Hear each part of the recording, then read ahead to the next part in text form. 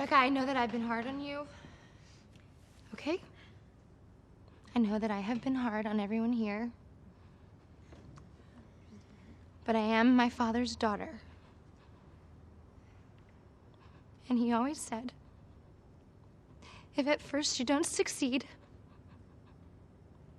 pack your bags. Jesus. I get it. Mine gets on me too. Not like that, but I guess we don't really know that much about each other. About most of you, really.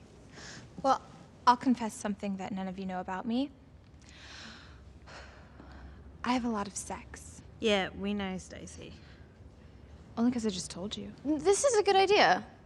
That was a pretty bad example, but this is a good idea. Why don't we all go around the room and we can all say something about ourselves that nobody else knows.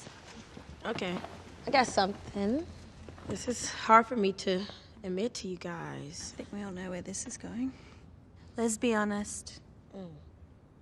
Well, for the last 2 years, I've had a serious gambling problem. What?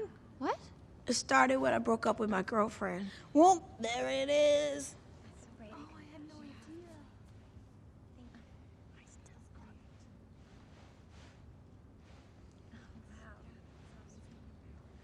Anyone else?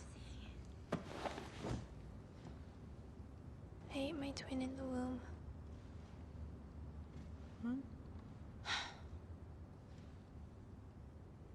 Okay. Fat Amy? I'm an open book. I mean, for God's sake, you guys have called me Fat Amy.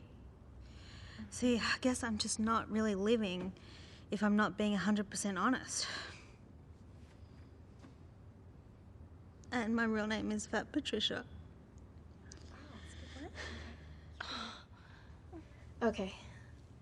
I've never been one of those girls who had a lot of friends who were girls. And I do now. And that's pretty cool. So that's me. Someone else please go. Okay.